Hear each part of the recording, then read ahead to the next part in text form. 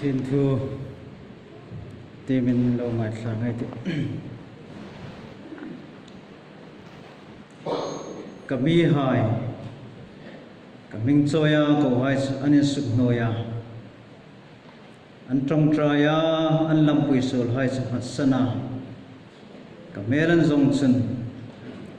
vanain tok chen lo ring kata an so changai dam kata an ram khom cha suk dam bok kati lalpan thu mal bi som pero sen vai tu ka koran hai hin hi pathin thu hanga pathin mal som na tharau kan harna dit takel ai chang theina dingen pathin puinai ni lai hotlung sila misukha na le mi kan tharna pathin rol hi thu hanga hedingen lalpan thu tharin mal som ro sen kami hai kaming choya ko hai chen suk noya an trong traya an lampui solai ngasana ka melan jong chen vanan tokin an trong trai na chlo ngai kata lo ring kata jong chen an su na chungai dam kata an ram khom suk dam bok kate ti he he chinga harna ding in pathin na mi hai thoding pat mi food condition aminei ve uma chu kami hai kaming choya ko hai chu number 1 anin suk noya an trong traya panina an lampui sul hai chon ngasana kamelan song chun ti hi patli thoding ami pe oma chu na ma te panga athu tim pathum om ve songa chung chun an trong trai na chu vana to kin lo ngai thang kata an sul ngai dam kata an ram khom chu suk dam bok kati lal pai pa kin om ros Solomon in lalpa ta ding in temple bola Mariata jun Solomon jun lalpa ta ding a temple bol jo jun kumsari lai bola chung jun temple je bol jo jun Solomon jun pathin ni ai je ko khoma temple la ding in chung jun me poi tam takel chu program jun fe khomino ma rantam tak khom that in amani chung jun Solomon jun lalpa ma jun mai cha ma jun ngira vanting apana phara pathin ko ma jun trong traya lalpa hi munin thing hing ai mi ai trong traya pa chon nangin vana to kin roll unroll lo ngai thalan sol hai ngai dam ro bung ruk na thuan to khan Solomon trong trai na tam ta kai ngai tha pa mel ma hai ma chen an sul le a suklo manu ma merok cho an sul in kheta nang ma punting hakirai mingan trana an trong trai na chen lal pa vanan to kin ro lo ngai thalan sul ngai dam pe ro ichumatilan suk solen vanin ruan sur tirtana vani lo suping ta khom ni sin la imingan trana ihem na laya sulai ngasanan trong trai ni chen nangin an trong trai lo ngai thalan sur ngai dam ro ram chen tra mani ta khriamani lenga relamani ta tekamani khawamani tuktulung mani ram cho ahum truma melma ai lagan tho khom chen suklo manuma in hol velanuma an rana bo fona theina bo bawa an sul alaya khem antum nung khom chen lapa mi ai cho an sul in ria ikum tingan kiran khatsun nangin wana to kin lo ngai la an trong trai na chen lo ngai la an sul ngai dam ro ichuma thilan suk sula an chunga chuni lunga sen ema mel makuta ipe ka ram lata ka thon manganum khoma ram naya mari thon mangan lo nia sala an uma salanin tang na muna tok chut manga komtingan nakira lalpa thilkan lo suk so dari lo takin kan lo thota kholo takin kan lo manta ti a an longrel po polen longrel an long var po po wai komting an makira sala thui manga nina tok chunim ping ibol ita dinga ibig bugin thing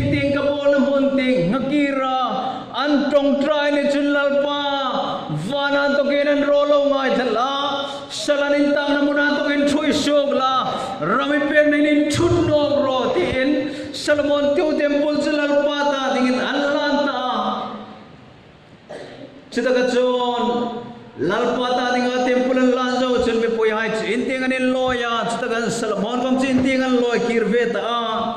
zana chun Solomon jang za chun lalpa Solomon kom chun ngin larta Solomon itong try na kalo hita kagoma in thoi na dingin himunin lani kathang tani pathinin paginong rose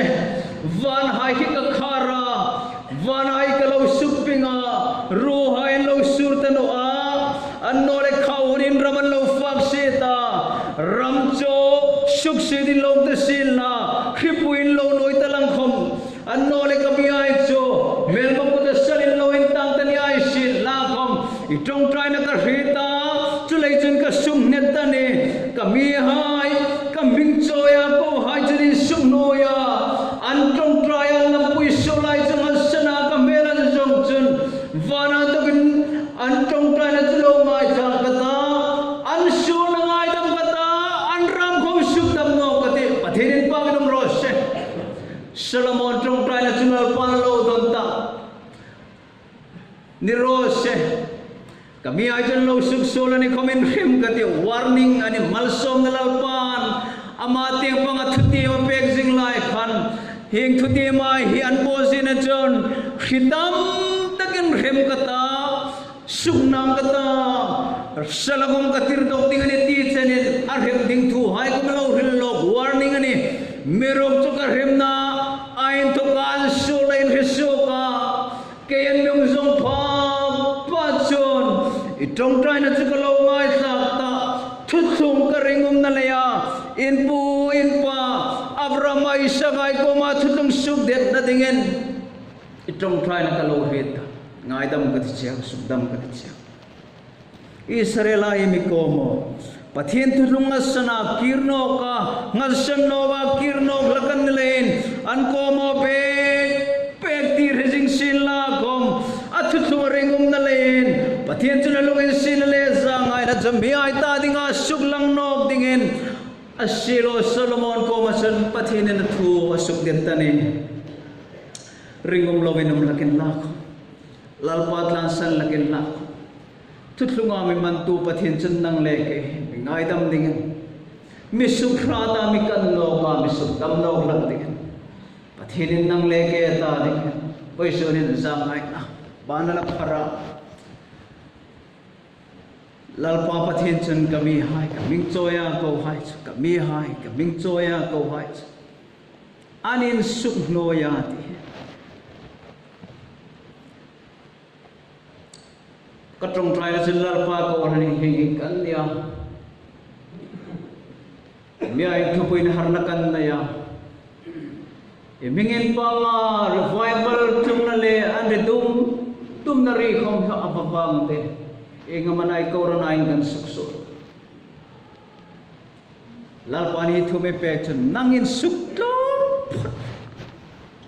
chini mi hayan dam tingan vai tu khen tlom na pathian ma in suklo min la chun pathian ku dan lang chau tingan hlim thlang ting atam khopel pathian rol kheding le lalloin sin amal som na kan thar na dong ding chun pathian nei ni te mai tho ding amiti hai ei tho ma poi mo ne kami ai coming joya ko hai chu revival hi pathian mi ai chuma tum la kami hai coming joya ko hai chu atik chat ami hai chuma revival lal pan mi hai mi sukhar nong na le ami kan har nong na arana tharamin thong thar nong na ani intimai to basoka varna sataka lodinga ko tu cheu thana chini nen tir theina dingin namni chichit sang lal thempo namin thing pathin mi hai ngai nisya pathin pagan rose pathin mi hai ne kami hai pathin mi hai Krista Isu zara pathin ming choi tu hai ni pathin mi ai ni nei Krista Isu zara pathin lungai sin thil son pe at sona ai dong ani mangai na chang phang lo tu ai kan pathin mangai nai lo chang phang ve ta mangai no no la sem ton mangai no kan chang ta lo tiang en meaning ai lo amia ni ding Krista Yesu mi ni ding mi bo saya mangai na in thing en ata ding ro lu ni ding en lalpan namen thing thim puni namen la na chuza jon chaton khobar mu ve the dinga lalpo namen sil tir hai ro lu tu ni namen lan hai na le Krista ming choi tu hai ming put tu hai voi su ni nei rong mo na le lalpa namen chut na mo na hen lal ping ai put so am ti so na ni voi tu khen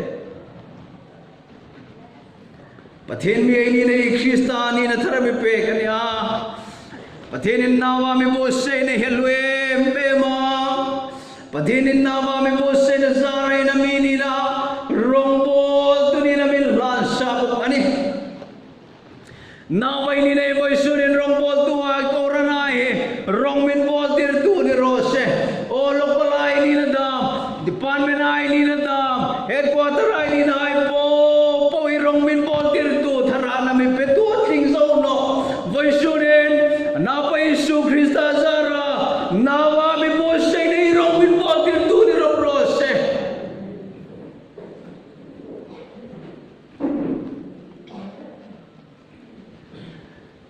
kanina rong ka bol chung sol ka long tata ka tuding ani ti ka riat sing ani kay ko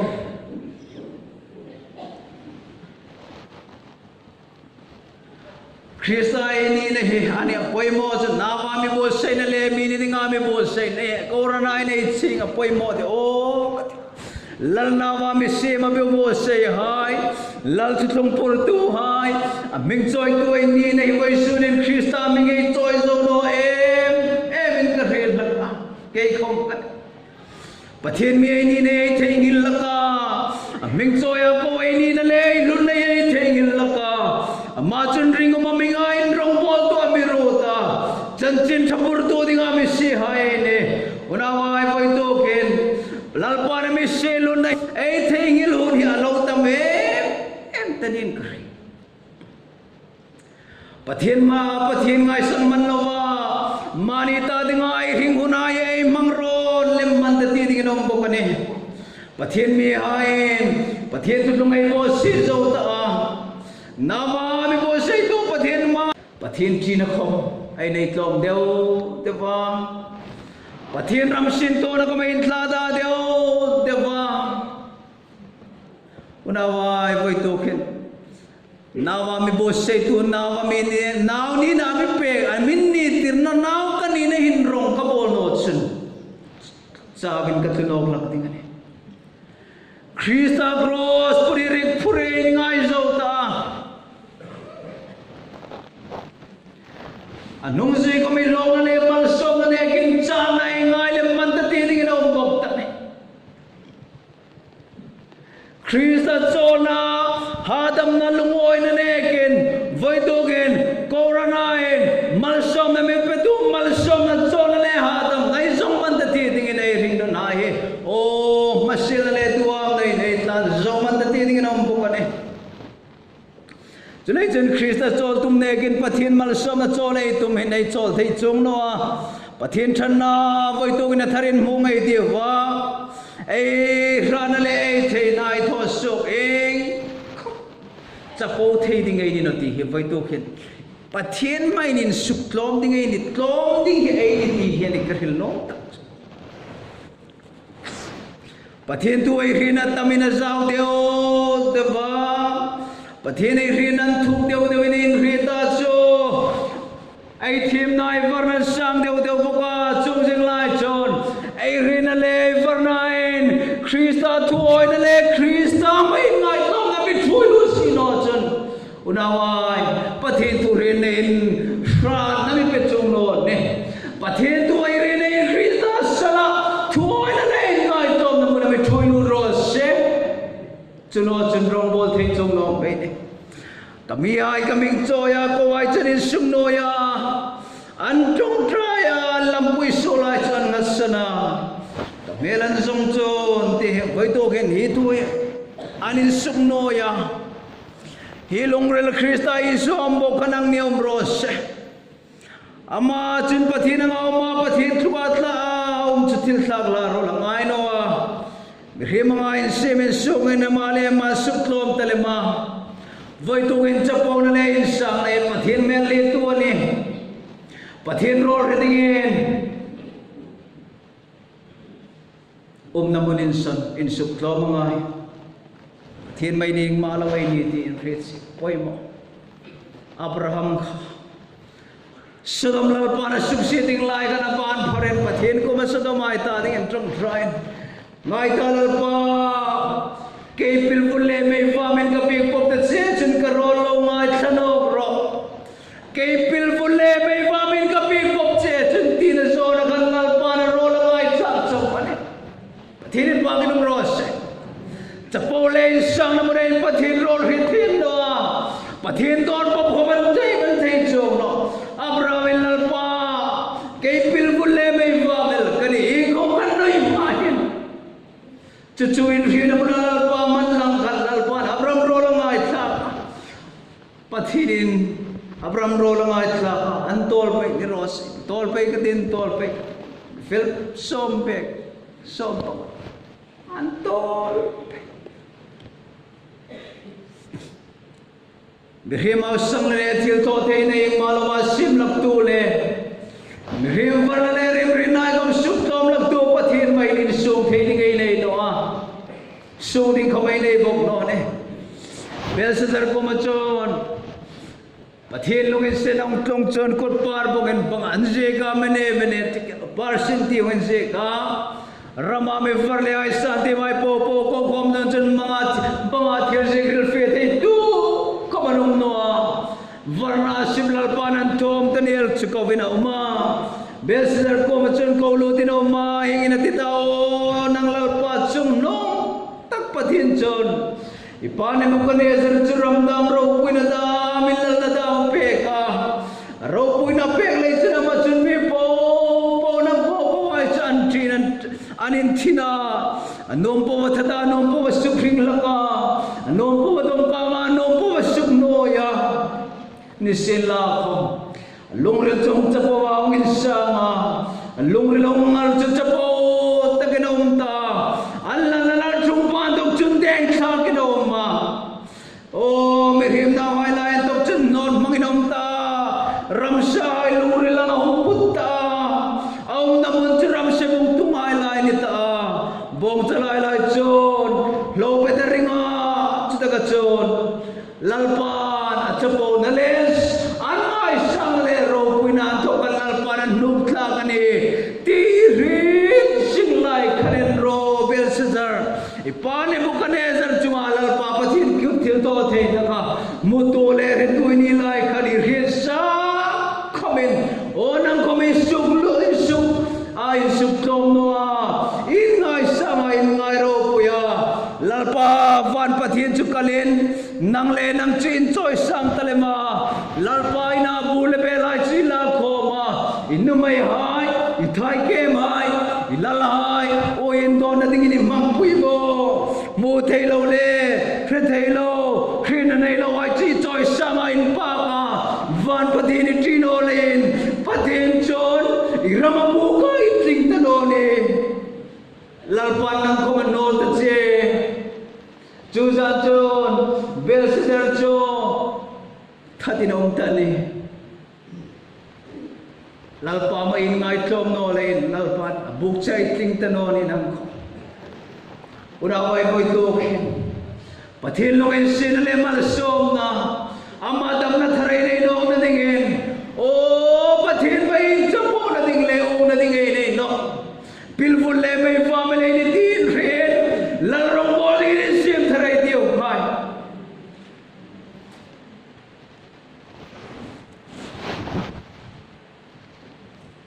kami ai chen trong traya lampui sulai ngasana kamelan zong chen pathin mi ai pathin mi kan thana le mi ping ro khithara lara mari bai balai dong theina ding chen mani mi rim na hi lip ting atam thale felentina hai lip trula kling le ta ai ngai na hai lip trula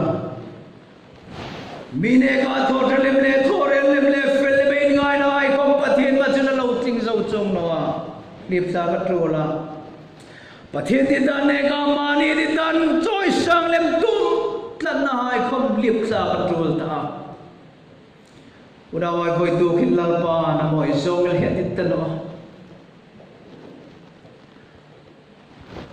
khomai feeling bring to try ngai zo ta miang activity sa even mamro len ring to try ngai zo ta lal rongai po na lo na le hit na nei chung mok si ta ei tong try le lo ngai chan nai ne a ei tong try han lal pa mi ngai dam ting le ei chung a lop ting a ngai mung na le ngai chat nai nei sim zo ta Israelite tho so la ro pui ta kom ran thi se na en choya berama en thoya bong in thoi bo bo chun an chung lal pa lop ting in an ngai ani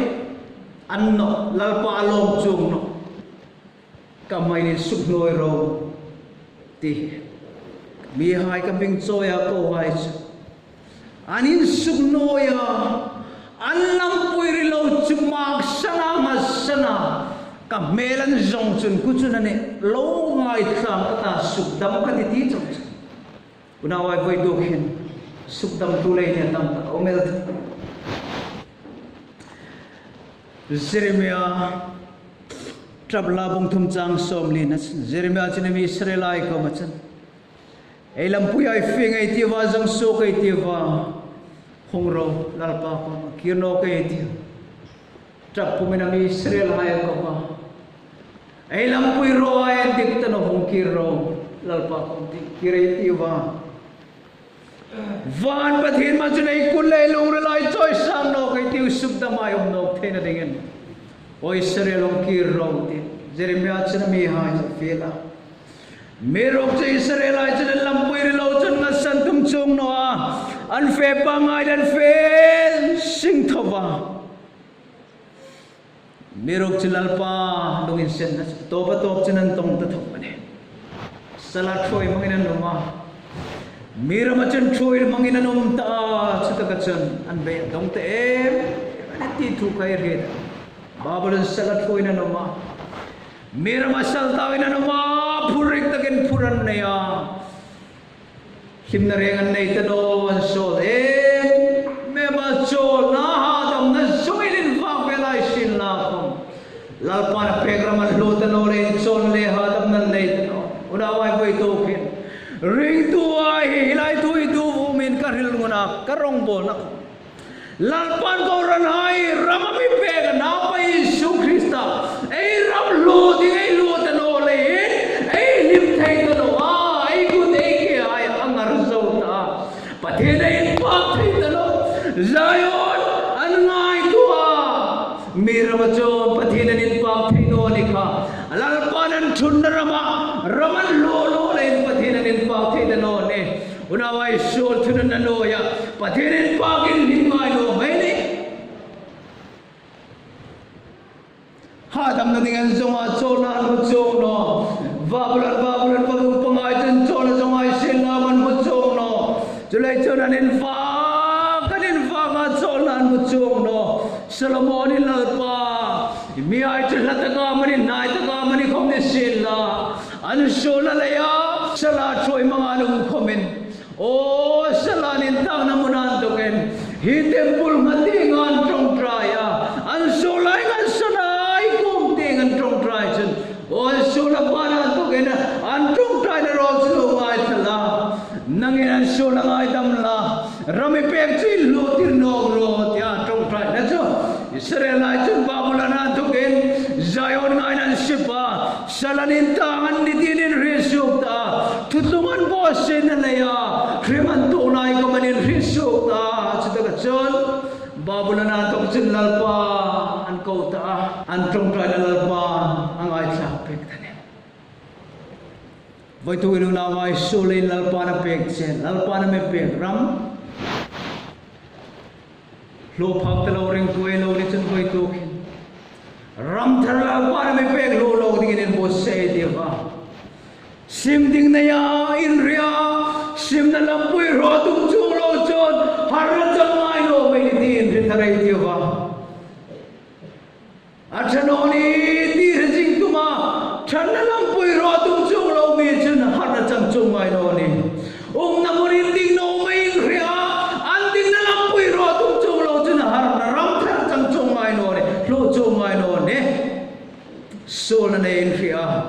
Pathin ko mathupa choya ma kong ting kir tum chung lo chun ram thar lo chung ngai lo ne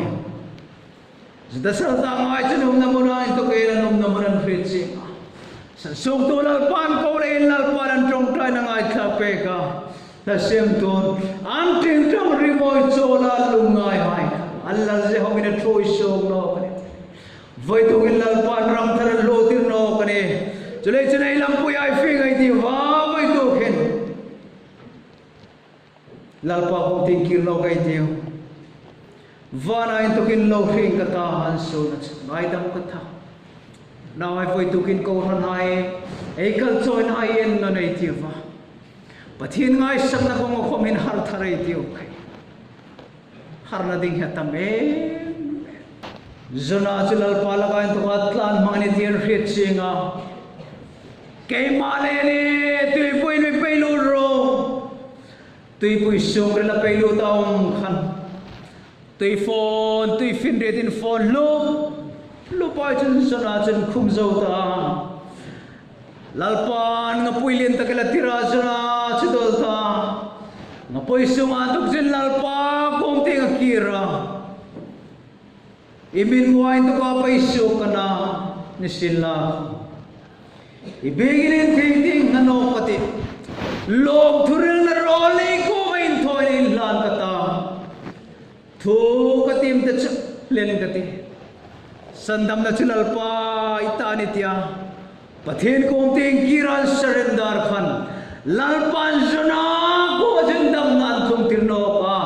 ngapui tung rilau chulal pa na big tuma tui puel log sung no ka jana lalpan ring na sandama jana dam khan unawayan ro nenevi ko mi ta tak foile chang hello tim seng no ai khan mi paman har na lain dam na athumani pathin pagam ros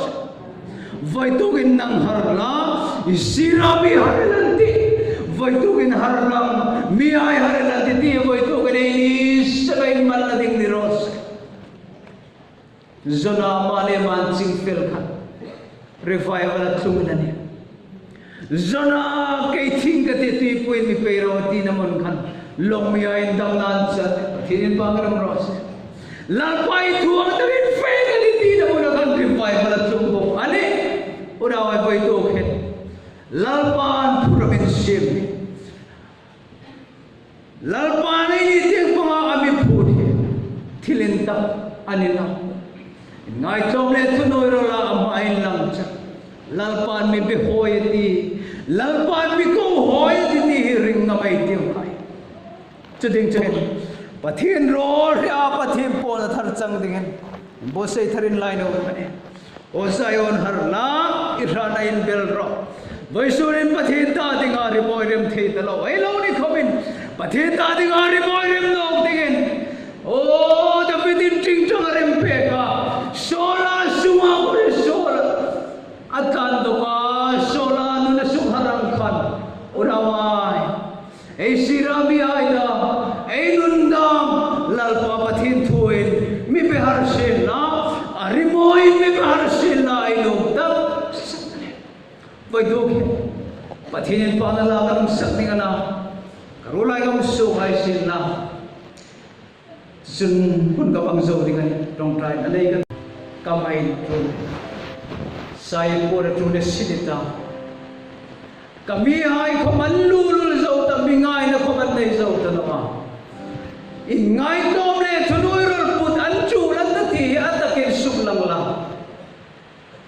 karo puna ta langau thera dingen vai to khen ni da ma ka tho mai khoman no lalpan tho dingen mi tin ta le ke ma thi the no le vai to khen nal takin in chain lang kho lalpan voi to kin silfen kan ham ding mi pe ko ma chu silfen jo ha kin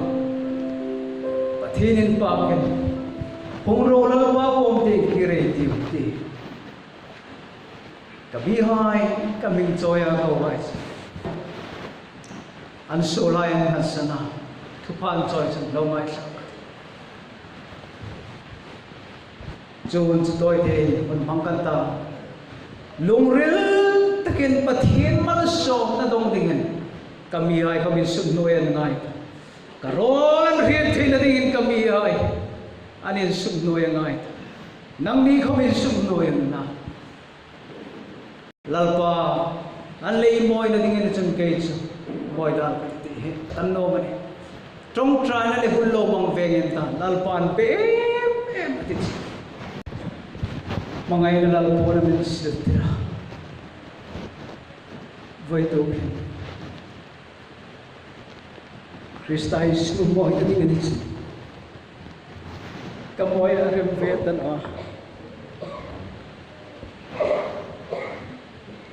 lalpa ko makiring. Hallelujah. Kami hasil. Ang sulay si Bantu. Hallelujah. Alpanin rolay sukripsit na.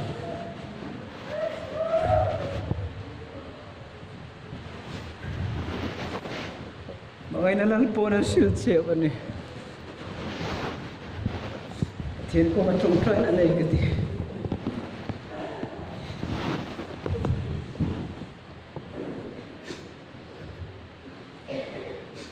Hallelujah.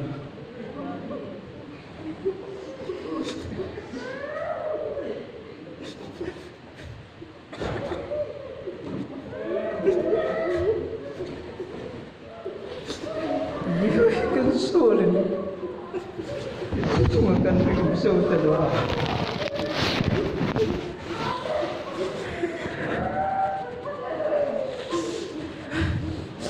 Mihay dyan sol na ang sa nakakunting anong kirtin. Ba na ito ginandrol rilo rin kata. Ang sol ay ngayon kata. Anan na kong sugdam na ako dito kanalpa. Imoy na tingatin kan mo at hingwe na po itukin. Lalpa, hirong ko na ito at hinong katikati. Kami haitam na tingan ito dito at tingan napit. Abraham ikaw ba? Napakanay siya nila ting ikaw kan kudro kita soka. Langilaw ka. Oh, tadi nga pura mangito na rin lalpan nga ito. Family na diya. Ito kilalpa. Ikaw na muntang katumta. Ibigay ko mo yung nato.